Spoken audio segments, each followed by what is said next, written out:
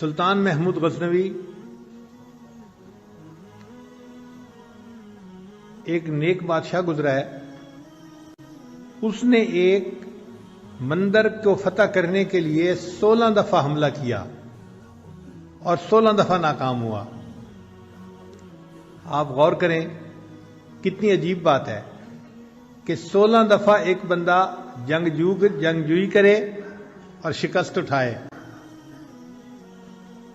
لوگ مرتے ہوں گے، تکلیف ہوتی ہوگی، ذلت اٹھانی پڑتی ہوگی، مگر وہ اللہ کا بندہ لگا رہا کہ میں نے اس مندر کو فتح کرنا ہے.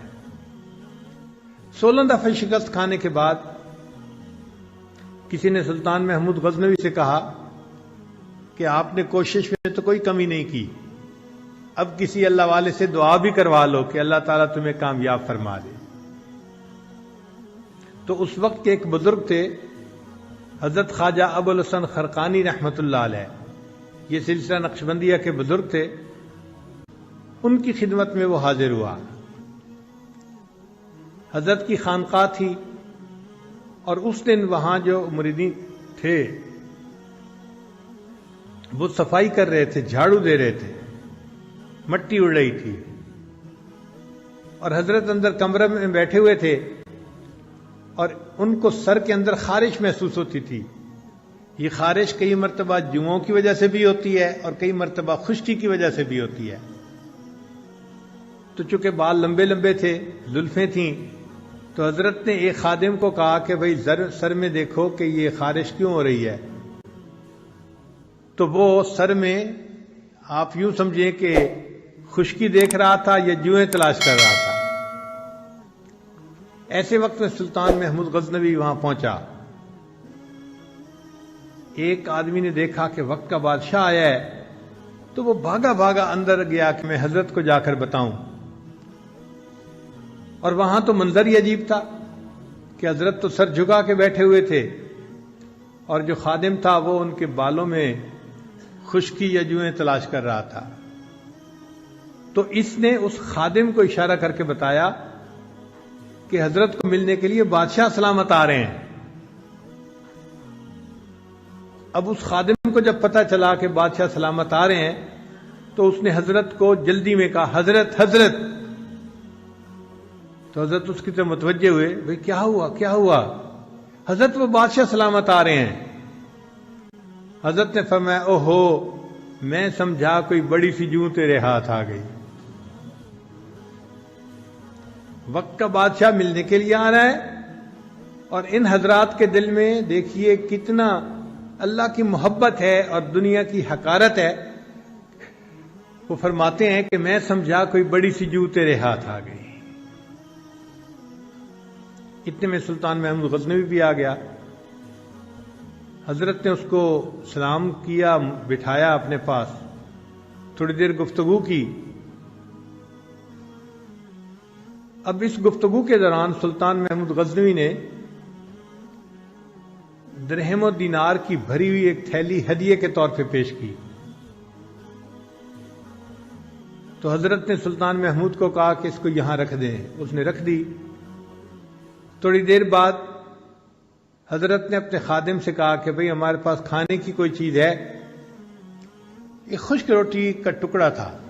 اس نے کہا جی کہ وہ خشک روٹی کا ٹکڑا ہے. فرمایا لے آؤ. جب وہ لے آیا تو آپ نے بادشاہ کو پیش کی کہ آپ کھائیے. اب بادشاہ نے خشک روٹی کا ٹکڑا جو اپنے منہ میں ڈالا تو وہ اتنا خشک تھا کہ حلق سے نیچے نہ اترا، تو پانی پینے کی ضرورت محسوس ہوئی.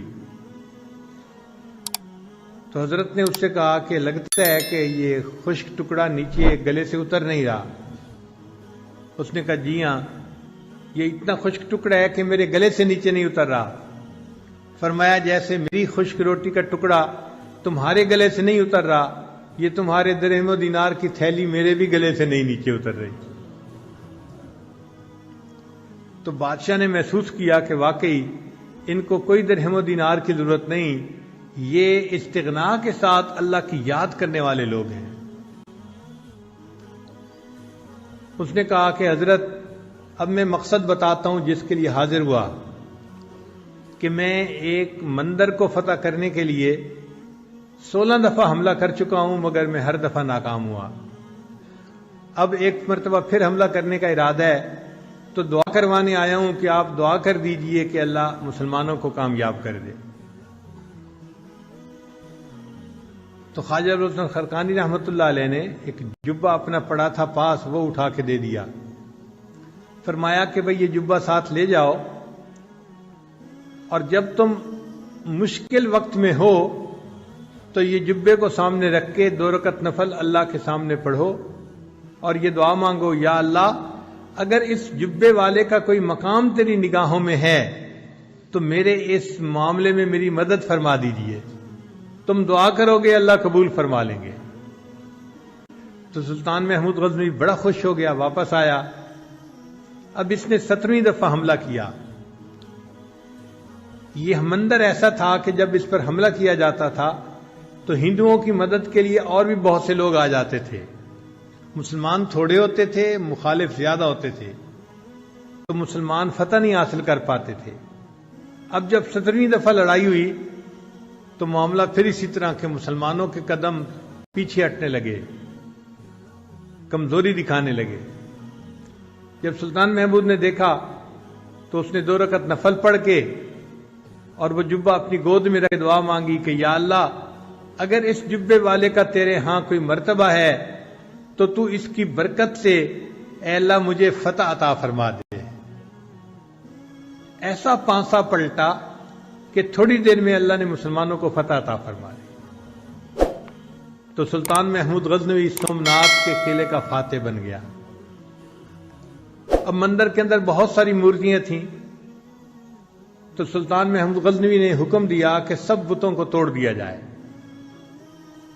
تو اس وقت ہندوؤں نے نمائندہ بھیجا کہ یہ جو ہمارا خاص 2 بت ہیں آپ ان کو نہ توڑیں اور اس کے بدلے ہم آپ کو سونا دے دیتے ہیں، جتنا وزن اس کا ہے اتنے وزن سونا ہم آپ کو دے دیتے ہیں. تو سلطان محمود غزنوی نے کہا کہ اگر میں سونے کے عوض یہ بت دے دوں گا تو ساری دنیا مجھے بت فروش کہا کرے گی. میں بت فروش نہیں ہوں، میں تو بت شکن ہوں، ان کو توڑنے والا ہوں، میں تو توڑ کے رہوں گا. اور اللہ کی شان کہ جب سلطان محمود نے اس بت کو توڑا تو وہ اندر سے خالی تھا اور اس کے اندر بڑے قیمتی ہیرے جواہرات تھے اور ان کی قیمت سونے کی قیمت سے بھی زیادہ تھی. تو سلطان محمود بت شکن کہلایا کہ اس نے بتوں کو بھی توڑا اور اللہ نے اس کے بدلے اس کو دنیا کا مال بھی عطا فرمایا. خیر سلطان محمود بڑا خوش تھا. اس نے سوچا کہ میں جاتا ہوں اور حضرت خواجہ عبد الخالق غیدوانی رحمۃ اللہ علیہ کا شکریہ ادا کرتا ہوں. من لم یشکر الناس لم یشکر اللہ. جو انسانوں کا شکر ادا نہیں کرتا وہ اللہ کا بھی شکر ادا نہیں کرتا. چنانچہ سلطان محمود غزنوی خواجہ ابوالحسن خرقانی رحمۃ اللہ کے پاس حاضر ہوا، بڑا خوش تھا. حضرت نے پوچھا کہ سلطان محمود کیا معاملہ ہے؟ حضرت آپ نے وہ جبہ دیا تھا تو میں نے دعا مانگی تو اللہ نے مجھے سومنات کا فاتح بنا دیا. تو خواجہ ابوالحسن خرقانی رحمۃ اللہ نے فرمایا کہ سلطان محمود تم نے بڑی تھوڑی قیمت لگائی. اگر اس وقت تم یہ دعا مانگتے اے اللہ مجھے پورے جہان کا فاتح بنا دے، اللہ تعالیٰ تجھے پوری دنیا کا فاتح بنا دیتے.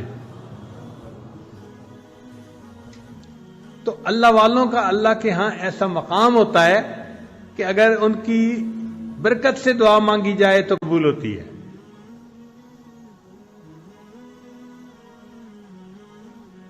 کہتے ہیں کہ سلطان محمود غزنوی جب فوت ہوا تو کسی نے خواب میں دیکھا. اس نے پوچھا سلطان محمود آگے کیا بنا؟ کہنے لگا کہ اللہ نے میری مغفرت فرما دی. اس نے کہا سلطان محمود کون سا عمل تھا جو اللہ کو پسند آیا؟ تو سلطان محمود کہنے لگا کہ ایک دفعہ میں ایک اللہ والے کی خانقاہ پہ گیا تھا، لوگ صفائی کر رہے تھے اور مٹی اڑ رہی تھی، تو میں نے اس مٹی سے کراہت کرنے کی بجائے اس مٹی کو اپنے چہرے پہ مل لیا تھا برکت کے لیے کہ یہ اللہ والوں کے قدموں کی مٹی ہے، میں اس کو اپنے چہرے پہ مل لیتا ہوں. اللہ کو میرا یہ عمل پسند آیا فرمایا کہ تم نے میرے ایک ولی کی جگہ کی مٹی کو چہرے پہ ملا تھا، اب اس چہرے کو جہنم کی آگ نہیں جلا سکتی، میں تجھے بلا حساب جنت عطا فرماتا ہوں۔